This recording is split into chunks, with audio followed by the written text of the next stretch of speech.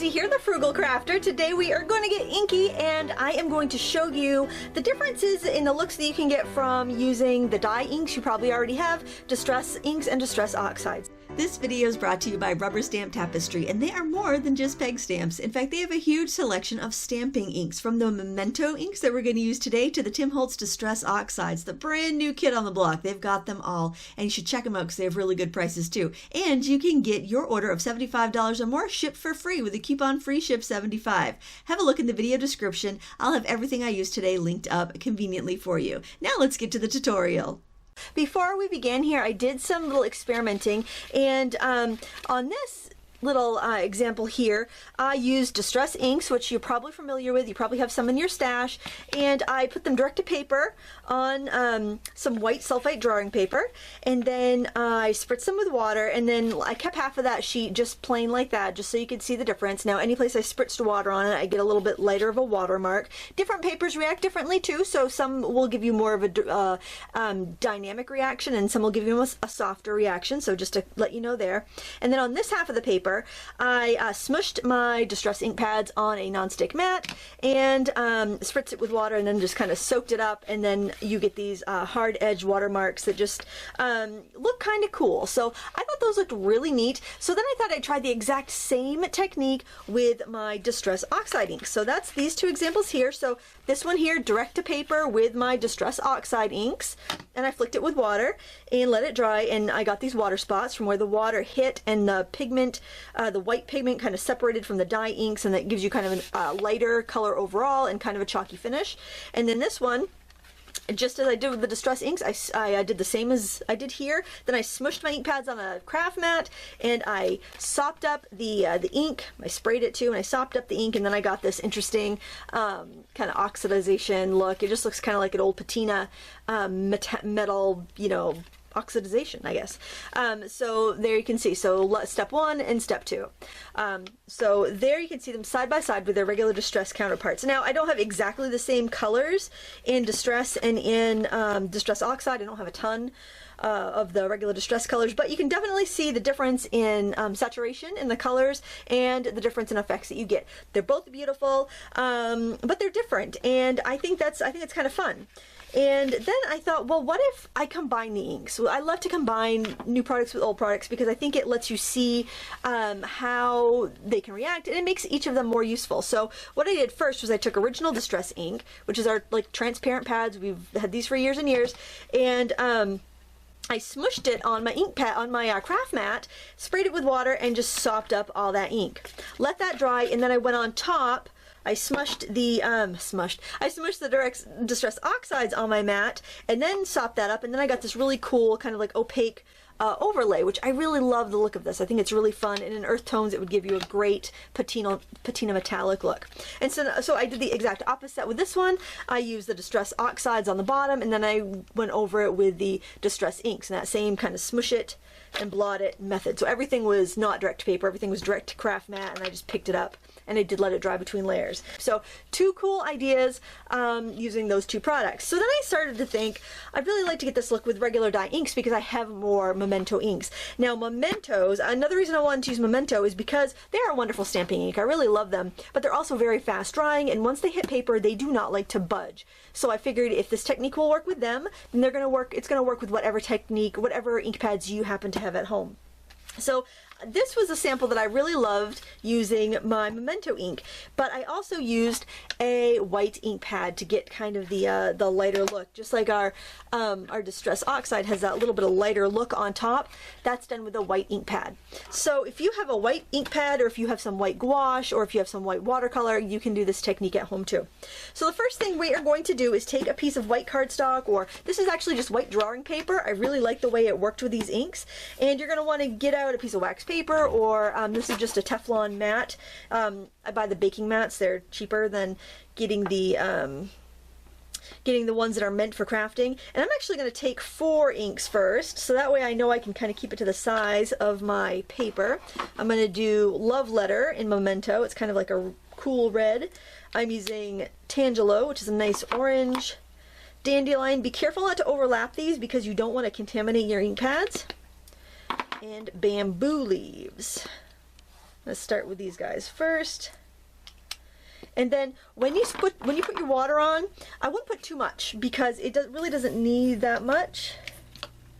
And then you're going to just put your paper in. If you do too much water, it's just going to be really pale and you might need to go over and do it again. So you can always add more water if it doesn't seem like your ink is moving. But having a little bit of like rough, crusty edges here and there I think looks kind of cool. So I'm just really sopping it up. And I also hate to have all this like wasted ink, and I think when you put too much water on there, you waste too much ink on your craft mat. So, oh, that looks really pretty. And so then now I want to dry this. Although I have to say with the mementos, it really doesn't matter if you dry it that much because it pretty much sets immediately when you, you know, when you have touched it to the paper. That's one of the benefits of the ink. All right, it's not perfectly dry, but I think it's fine. And then I'm going to do some of this teal color. Maybe do a little bit more green and yellow.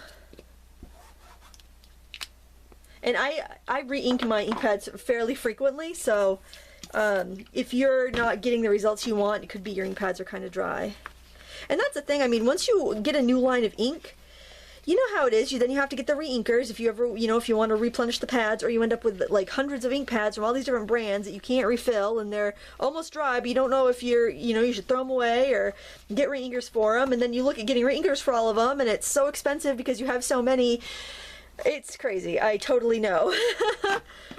So I'm trying to see, okay, do I really need all of these? Can I get by with a couple? I can tell I just re-inked that Tangelo color because it's so juicy. And very little bit of ink there, water there. And so you can kind of do this until you have built up as much color as you want. But you can see it is using ink, so, you know, be prepared if you do a lot of this to have to re-ink your ink pads fairly frequently. Now, you can dry this at this point. I really don't feel that I need to dry it that often if I'm using the mementos for whatever reason, because they just stain the paper so quickly. I don't feel like I need to do it. So now I'm going to use some white pigment ink, and this is just cheapo dollar craft store ink, and I actually make my own re-inker with gouache and glycerin, white gouache and glycerin. It works great. So then what I like to do actually is grab a paintbrush and add some water to it and then just flick it on. And for me, that gives me the most like realistic distress oxide look, if that's what you're going for. That really gives you that look. And if you were to put this on while your paper is wetter, it will just kind of lighten the ink colors because the ink can kind of come up into that pigment, the white pigment ink. But if you let it dry, then you're going to get a much crisper white. So that is something that's different with this technique. You are going to get more of a crisp white look here versus a like, so this is the faux distress, and this is the real distress oxide. You know, it just gives you a lighter version or a more pastel version of those colors. So it isn't exactly the same, but it is very similar, and I think you definitely could use this technique in place of the distress oxide inks if you want. Now, if you wanted more of the other colors, you totally can do that. You could take your red, and you know what? You can do these same techniques with the distress inks, with the distress oxides. I didn't think it was very wise for me to just show you the same exact thing with 4 different with inks. I figured that would be kind of boring, but you can keep flicking and adding colors as much as you want until you get the background that you want. If you want to flatten this, if you feel like maybe you don't want to bother die cutting so it's not going to get like flattened by pressure, and you want to flatten this, you can iron it. What I typically do is I will take a pad of paper, put my silicone mat on top, put a piece of like typing paper down, then put my paper on top, another piece of typing paper, and I'll just iron it in my hot, dry, make sure not steam, dry setting, and it works great. So let's dry this just so you can see how it looks once it's all dry. Now I like how this has more cooler tones and this one has more warmer tones. Looking at them though, I kind of like the warmer tones there better, probably because I didn't put the I put more yellow in this one, so I think I'm going to do more yellow and orange on this one and try to warm up those tones a little bit. Do the orange, I'm going to do my yellow and green. And we will add that on top, and I think the colors just need to mix a little bit. That's why I had more. The colors were staying too crisp and too separate here. So I'm just giving a little twist, just to let them mix a little bit. Let's dry that. I feel like I want to add maybe more green, and maybe just paint some of that on too, kind of get it on the edges there, sop it up a little bit. Try some direct to paper too if you really want to alter a color.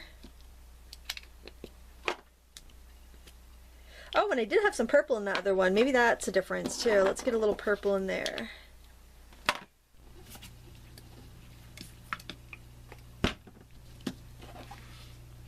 Oh yeah, I think that helps there. Oh, I think that's a little bit better. I think I want a little bit more white on top, so I just want to make sure that I do have a clean spot. And we'll spritz that to loosen that ink up a little bit. And I think, yeah, maybe I'll just press it in this time instead of flicking it on to get a little bit more of a dramatic look. Maybe a little bit more. Maybe I will flick a little bit on because I do like the way that looks when I do that. So the downside to doing this with the inks that you have is that you may take a little bit more trial and error to get exactly what you want.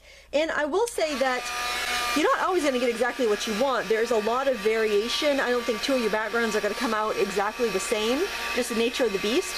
But I really wanted some interesting, wild backgrounds so that I could die cut them. So here you can get the idea. Even though I followed pretty much the same pattern as this one, it's a little bit different, but you get that really cool look. I like this one a little bit better. I think maybe I did an extra layer on this one or something, but play with it, practice, make a bunch of them, and keep them for when you're ready to do your project. So I'm going to set this stuff out of the way and show you my ideas for this project. Since I have all these really cool backgrounds, I'm the type of person that makes a bunch of backgrounds, and if I don't use them right away, then I forget about them. So my goal is to actually use them. So I was trying to think of things I could use that would be kind of fun. So I saw this popsicle die, and I thought, wouldn't that be a really cute card to maybe cut it like on the fold on a piece of tan cardstock, and then just cut the pop part out of one of these backgrounds, like maybe this one. I thought that would be really cute. I also have some flowers and flower petals. And then I've got these feathers, which I think would be really modern. Just the plain ones would look really cool and modern. I had some gears, some leaves, like that would be great in an autumn card, you know, doing the bright leaves for fall. I got these teacups, which I've never used, so I thought maybe something cool with that. You know, just plain hearts. I also have some butterflies, an anchor, which I thought was really cute, and I've got some nautical ones. So I'm not exactly sure what I'm going to use, but I'm going to go over to the die cutter and cut some stuff out, and then together we will put the die cuts together to make some cards, and we'll do a little sentiment stamping to make a nice, simple, easy design. Okay, now that I've showed you how to make the backgrounds, now I have die cut all those backgrounds into some fun shapes that we can make in cards. So whenever I have a bunch of backgrounds and I'm die cutting, what I like to do is actually grab a few little dishes and kind of sort them out by theme. So in here I have a bunch of like seashells and seahorses and things, feathers together, flowers together, leaves, however you want to organize it is just fine. It's just going to help keep your desk a little bit less chaotic when you go and try to make a bunch of cards at once. The other thing I recommend doing is, if you're going to do simple cards like this, invest in a good quality cardstock. I really like the Recollections 110 pound. It's either 110 or 120 pound from Michaels. It's just really thick, and it makes great card bases. That way you can do a really simple card like this, but it still feels luxurious because of the weight of the cardstock. Or, you know, use whatever you have, but that's just my advice, especially for just a plain white background. It's very inexpensive and it feels really luxurious. So we're going to go through a couple different basic techniques here. A lot of the techniques are repeated, so you can kind of see the variety. This was the only one I did a little differently.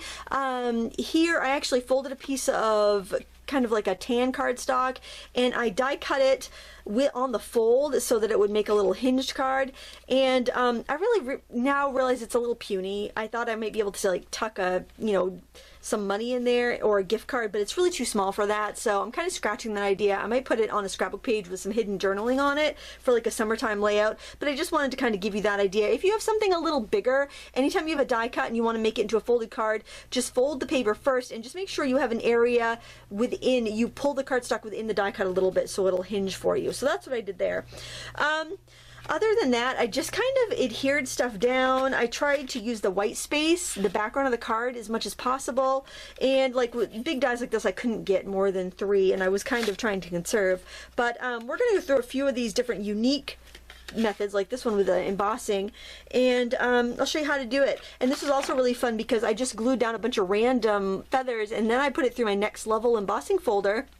And it gave it a really beautiful quilted pattern. And you might remember I used that embossing folder when we did another quilted card. But I just love that stark white against the very graphic, bold die cuts. So if you have some die cuts that you just don't know what to do with, maybe they've been sitting in your stash and you're kind of bummed because you haven't used them, great opportunity right here. And these are even some really old die cuts that I really liked. I love nature and organic shapes. And I just took that unmounted stamp hello and stamped a little leaf onto it because I thought it was just a little whimsical. And I really think that a set like this, I could put these together with matching envelopes, you know, give them to my mom for Mother's Day, and then she's got a bunch of cards that she can use for any occasion. So let's get to it. The first one I want to show you is the ice cream cone card because I think it was so cute. And basically what I did was I just cut a little ice cream cone cup out of craft or kind of a tan cardstock, the same stuff I used for the popsicle stick, and then I just cut out this ice cream or cupcake top from some of that pretty color. I figured it looked kind of like rainbow sherbet. Now I'm going to zoom in a little bit because I'm going to show you a fun technique using a scoring board. If you don't have a scoring board, you can use a ball and stylus and a foam mat. It'll work just fine. Or you could even put it through an embossing folder if you had one that was a very similar type of shape. So I'm going to use the scoring tool that comes with my Score Pal, but again, ball and stylus would work. And what I'm going to do is I'm going to turn it so that I have this this grid kind of at an angle. And I'm also going to look at my die cut because you'll notice one side is the front side, one's the back, and the side of your die cut that has the rounded over edges, that's your front. Now if you're using an electronic die cutter, you won't really have a rounded edge. You can use either side. But I want to go on the back side of it, so I have it flipped over. I've got my ice cream cone cup at an angle with my scoring board, and I'm going to go in here and I am going to score these lines. You could have them like 1/4 of an inch apart. I'm doing the 1/8 of an inch apart just because it's kind of a small area. And if you have a smaller scoring board, that'd probably work even better because then you wouldn't have to take up all this space on your table. So after you do that, you want to turn it so that you've got the lines going kind of at like a 45-degree angle from the lines you've just put in there. And you're going to go again and rescore. And it can be a little tricky because you're just kind of like feeling for those grooves. And I'm trying to stop right about there where the like wider part of the ice cream cup is, because you notice like those cones, those waffles, they always have that design at the bottom part of the cone. And you could totally freehand this. You could cut like a steep triangle if you want to make it like a waffle cone. That would look really cool. I actually took a Sharpie and went down like the 6-inch mark on my scoring board because I find that's really handy if I need to just score straight across something like a box and I don't have like, it doesn't have a straight edge. So there we've got this texture on there. But what looks really cool is when I take one of my fancy handmade sponge dauber and some tan ink, again of course, I like the Memento pads. I like them in the dewdrop size because they're very convenient. I can have them all on my table at once. And I'm just using my little foam applicator to ink the edges. And you can bring that ink in as much as you want, depending on how much of that kind of waffly shape you want to accentuate. It's completely up to you. Now something else I did, if I still have my I don't still my little template. It's under something, I'm sure. So what you could do is take a little Post-it note. Oh, actually, this is the one I used. And just kind of stick it over the top part of your ice cream cone. And then you can drag some of that ink down, and that will give you that little shadow. Of course, I'm getting probably ink all over my scoring board, so that's not a great idea. Do it on a scrap piece of paper. But that gives you the idea. And then we've got a nice little, it's almost like gives you like that 3-dimensional look to your work. So then what we're going to do, I'm actually going to go ahead and put my, I want to put my either my scrap paper or my cutting mat back, because I'm just going to make a mess. I'm going to get ink on everything. I'm having one of those days. Because I'm having too much fun and I have too many supplies out. I'm going to grab just a plain card base. I prepared all my card bases ahead of time to make it easy, and I am just going to adhere that down somewhere in the middle. I'm using some Mod Podge in a little fine tip bottle. You can use whatever fine tip glue you like. It's just important when you are using die cuts with tiny edges, tiny little details, that you have a glue bottle, or you have like a little cup of glue and a toothpick or something that you can apply glue to tiny little spots, because otherwise you can have little bits sticking up and they could get pulled from the card, and then that doesn't look very good when they take it out of the envelope or something like that. So now I am going to just put a little glue on this and stick this down. It kind of looks like I might have gotten something on my camera lens. I hope that's not the case, because I see a little speck. I'm actually going to pause it and see if my camera lens is dirty. Hang on one second. Apparently I had a little piece of glitter stuck onto the lens. So I got that away, I washed the lens, and here we go. I found some sequins in my stash. They're just flat, and I thought that would be really great for a cherry, but I didn't want that hole in there. So what I'm going to do is kind of cut a little curve so it looks like it's kind of tucked into the ice cream, and put a little glue on that. I find Mod Podge is a really great glue because it tends to just stick really well. But it really, use whatever you like. It doesn't really matter. So now I want to give the cherry a stem. So I'm just going to freehand up a little stem, and I'm going to draw a little leaf. Actually, I think I'll make that about twice as big there. And that's just with a waterproof pen. And the nice thing about using a waterproof pen, because this is a single layer card, so if I used an alcohol pen, chances are even with this thick paper it would bleed through. So I don't want that to happen, so I just use my waterproof pen, and now I'm going to color it in with a couple water-based markers. And whatever water-based markers you like is fine. I got one Pro marker and one Aqua marker and one Winsor Newton watercolor marker, so they'll all play pretty well together. Please keep in mind I'm holding this pretty far away from me, so I can't really get in there and see the detail too well. And then another thing I kind of like to do is just grab a white gel pen, add a few little highlights. This is optional, but I just think it kind of helps like give you that texture of like the poofs of the ice cream. And then finally I want to add a sentiment on there, and I like this Think Happy sentiment, and I'm just going to do it in black. Of course I could use that dark brown that I used to draw that would be good too, but I just kind of wanted a kind of a crisp, strong contrast there, and I'm just going to stamp that right on the bottom. Don't worry if you get a little crooked, just think it's a handmade card. It's supposed to look good. It's supposed to look handmade. And there's just a fun, quick little card you could do for a birthday or just in any sort of occasion card.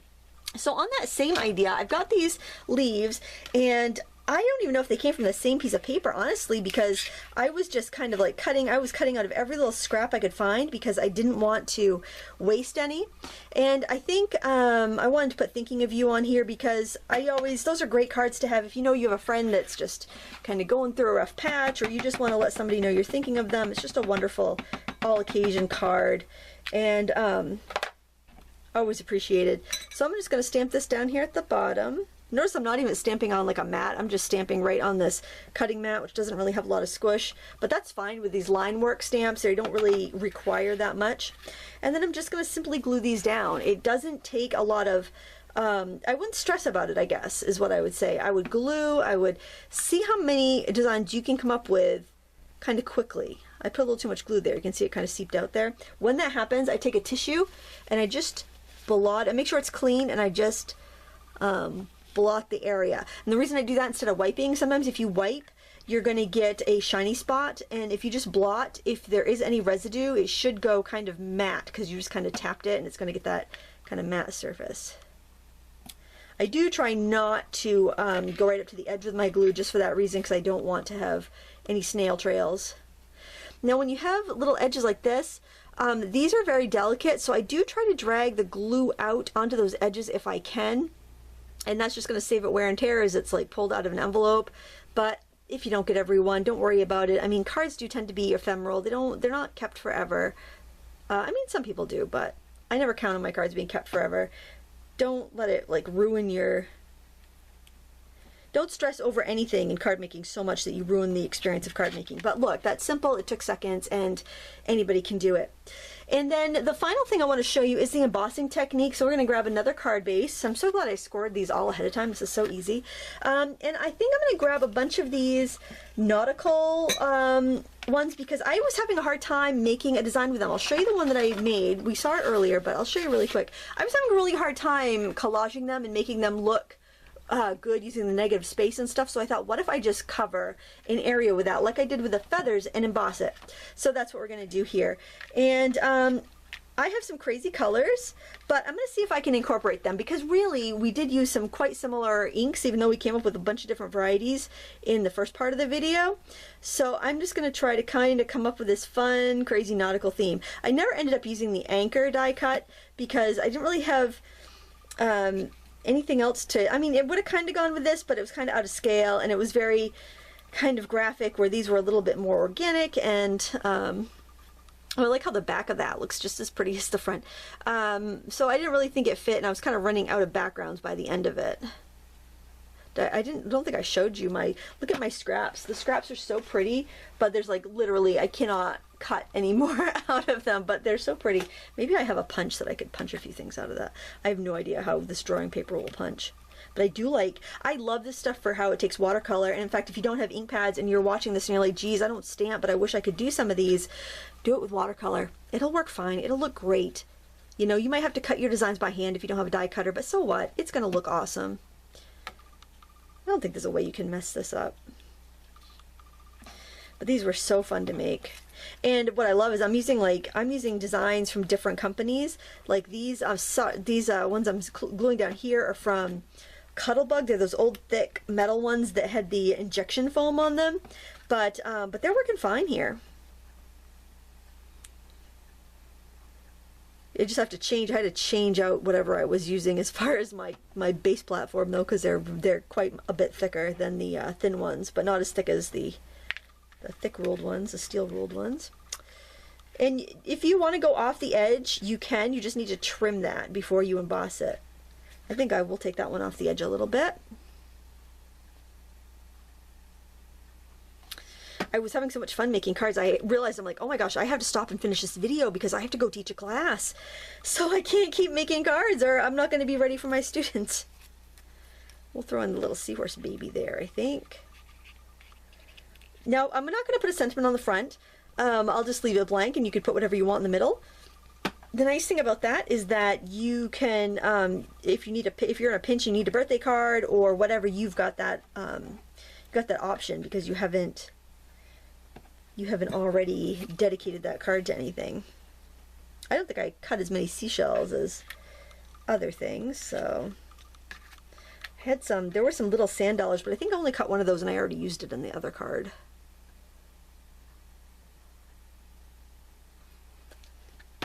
Ooh, there we go. I just really love how unique the paper comes out.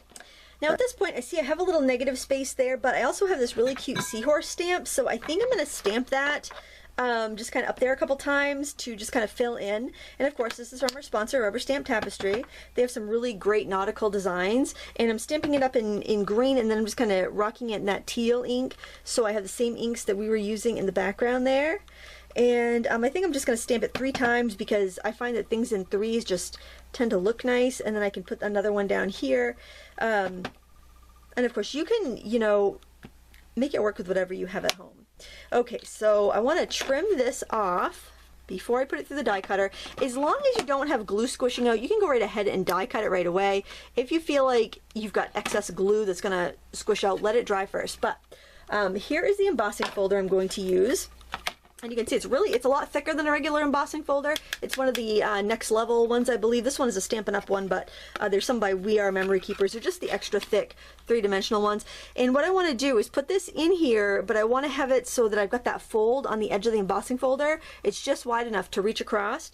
And I'm going to close this, and I'm going to feed it through my machine like that, because this is about 6 inches wide, so it will fit through that way. I can't obviously send it through that way, and I don't want to wrap this around because then I'll get a awkward awkward thick spine. So I'm going to push it through my die cutter like that, and we'll be right back to see the final result.